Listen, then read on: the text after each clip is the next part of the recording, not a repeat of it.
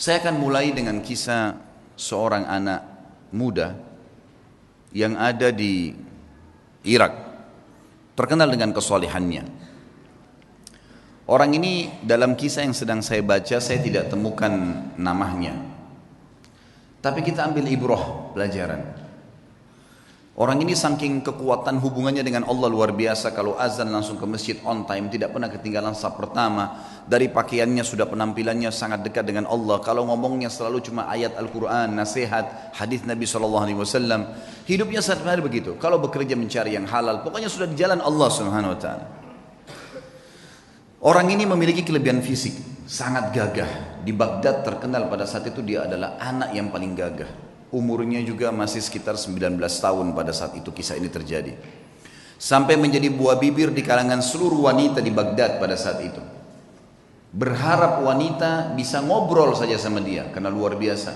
Tampannya, orangnya santun, sampai dikejar-kejar. Yang terjadi saudaraku, ada satu wanita kaya, seorang istri pejabat pada saat itu, terkenal dengan kecantikannya, kekayaannya. Semua laki-laki juga mengejar dia karena kelebihan fisik yang dia miliki.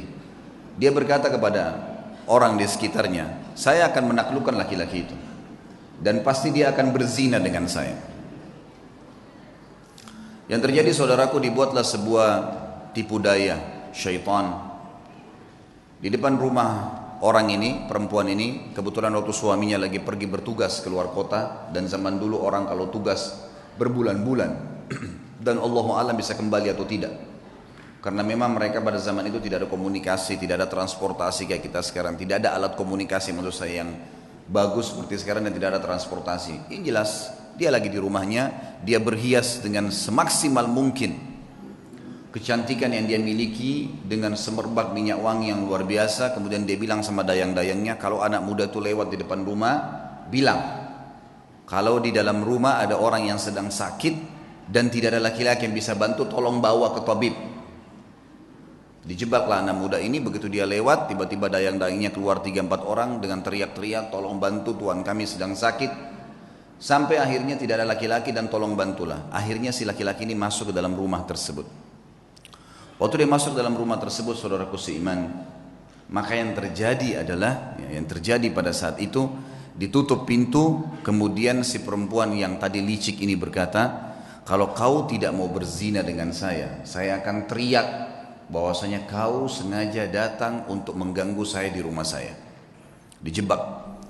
Waktu itu rumah semua berdekatan, sedikit teriakan sudah kedengar. Serba salah, apa yang harus dia lakukan? Terjebak di sebuah ruangan rumah dengan wanita yang sempurna. Terjebak di sebuah ruangan, wanita di depan matanya dengan kesempurnaan, cantik, kaya, punya jabatan. Tinggal minta dia berzina saja. Hanya itu. Dia bisa menikmatin, dia bisa mendapatkan harta dan seterusnya. Tapi saudaraku, orang yang sudah mengenal Tuhannya Allah berbeda.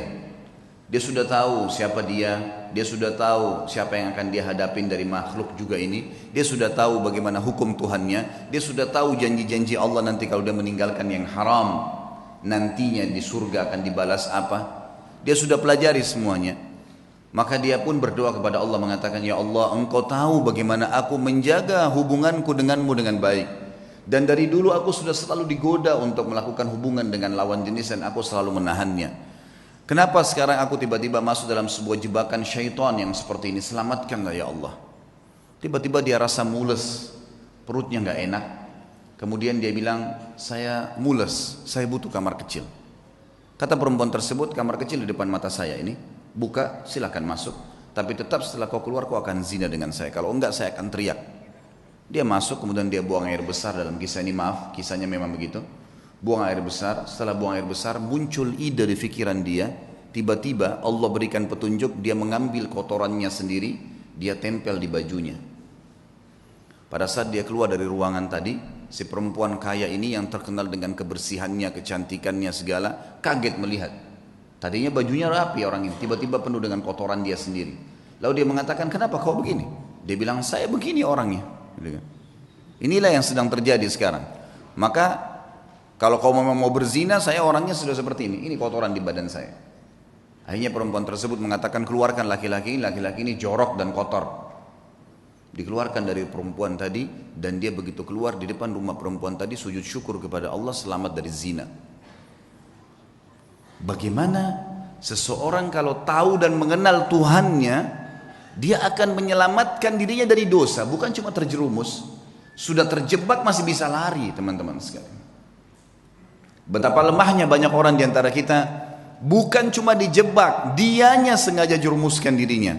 Padahal sabda Nabi SAW jelas dalam hadis Bukhari, kalau seseorang hamba berbuat dosa, satu dosa kecil, tertetes di dalam hatinya titik warna hitam, kelam. Kata ulama hadis begini, maksudnya apa tetesan hitam itu?